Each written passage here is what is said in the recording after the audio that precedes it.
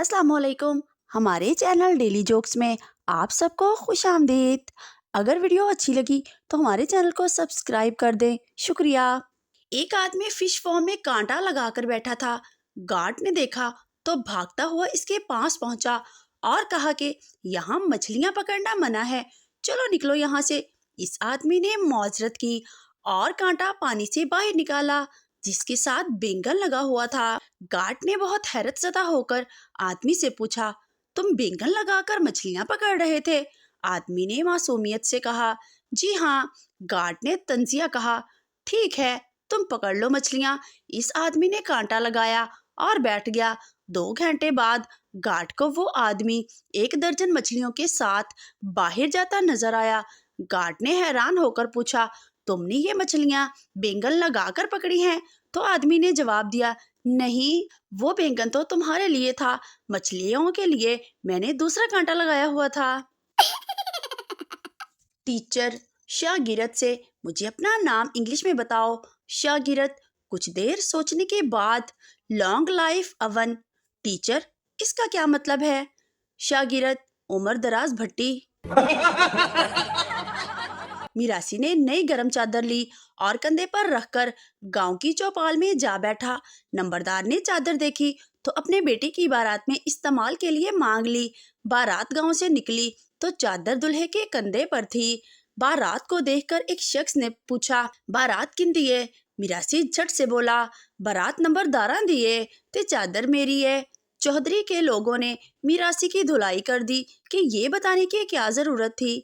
बारात थोड़ी और आगे गई तो सामने एक शख्स ने पूछा, बारात किन दिए? मिरासी जल्दी से बोला, बारात नंबरदारा दिए, ते चादर ओ भी ओना दी अपनी है। एक दफा फिर फेंटी पड़ी कि तूने तो इस तरह बोलकर लोगों को चादर के बारे में जानबूझकर शक डाल दिया है। अब जो तीसरी मर्तबा रास्ते में फिर किसी ने पूछा कि इतनी शानदार बारात किसकी है, तो मिरासी ने पूरी सलाहियतों को बरोए कार लाते हुए जवाब दिया कि बारात तो नंबरदारों की है, लेकिन चादर दा मैनू बिल्कुल भी नहीं पता। मिरासी को फिर मार पड़ी कि इस मामले में आइंदा मुंह खोलने की जरूरत नहीं। बारात फिर चल पड़ी। कुछ दूर जाकर एक बुजुर्ग खड़े थे। उन्होंने पूछा, बारात किन दी है? मिरासी सिसकते हुए बोला, ना मैनू बारात दा पता है ते ना ही चादर दा। जहाज में कुछ पागलों को दूसरे मुल्क ले जाया जा रहा था। सारे पागल बहुत शोर कर रहे थे और जहाज में ही खेल रहे थे। पायलटों को बहुत गुस्सा आ रहा था। एक पायलट ने जाकर इन्हें चुप करवाया। जब वापस आए तो फिर पागलों ने खेलना और शोर डालना शुरू कर दिया। दूसरे पायलट को बहुत गुस्सा आया। वो बाहर गया और कुछ देर बाद वापस आ गया। काफी देर तक खामोशी रही तो साथ वाले पायलट हैरान हो गया और पूछा कि तुमने इनसे क्या कहा? अब शोर नहीं हो रहा। पायलट ने जवाब दिया, मैंने कहा अगर खेलना है तो बाहर जाकर खेलो। क्लास की एक ग्रुप फोटो देखकर मिस बच्चों से कहने लगी, तुम लोग बड़े होकर कहोगे ये बिलाल है जो अमेरिका चला गया, ये अली है जो लंदन चला गया, और ये पप्पू है जो वहीं का वहीं रह गया। पप्पू जल कर बोला, और ये है हमारी मिस जिनका इंतकाल हो चुका है। दाती अम्मा ने फैशन के शो में बाल कटवा दिए।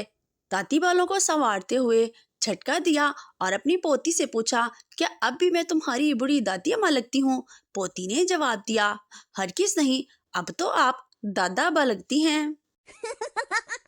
एक देहाती बस की छत पर बैठकर कराची से पेशावर जा रहा था।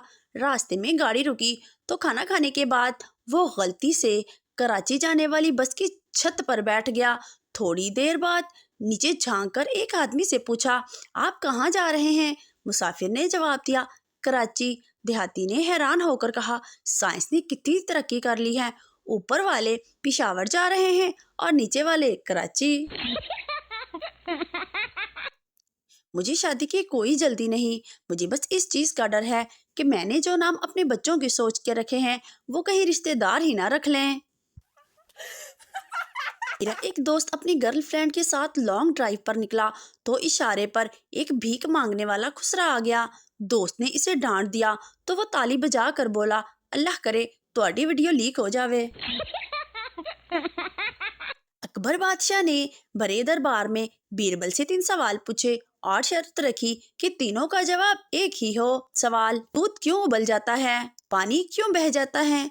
सब्जी क्यों जल जाती है? सारे दरबार में सन्नाटा छा गया। वुज़रा को सांप सूंघ गया और सब अपनी जगह बैठे सोचने लगे। क्योंकि सवाल बीरबल के लिए थे, इसीलिए किसी के चेहरे पर परेशानी के आसार नहीं थे।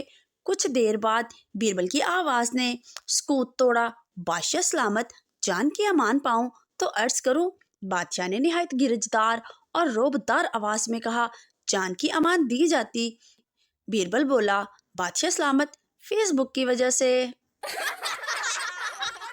मरीज डॉक्टर से, मैं क्या क्या खा सकता हूँ? डॉक्टर जी, आप मेरी फीस के अलावा सब कुछ खा सकते हैं। जुड़वां बच्चे अपने कमरे में बैठे हुए थे। एक हंस हंसकर लोटपोट हो रहा था जबकि दूसरा उदास था। बाप ने पूछा, इतना क्यों हंस रहे हो? बच्चा, इतनी सर्दी में अम्मी ने दोनों बार इसी को नहला दिया। एक औरत मोटी औरत से कहने लगी, तुम्हें कभी अपने मोटापे का एहसास हुआ? मोटी औरत, हाँ, जब धोबी ने मुझे मेरे कपड़े वापस करते हुए कहा, बाजी हम तंबू नहीं धोते। एक दफा किसी मुसलमान, हिंदू और सिख को सजाए मौत सुनाई गई। तीनों को तख्ते दार पर ले जाया गया। सबसे पहले मुसलमान से इसकी आखिरी ख्वाहिश पूछी गई। इसने कहा वो 2 रकत नफल अदा करना चाहता है, लिहाजा इसकी ख्वाहिश पूरी करने के बाद इसे तख्तादार पर चढ़ाया गया, मगर तख्ता खराब हो गया, लिहाजा इसकी जान की तलाफी हो गई।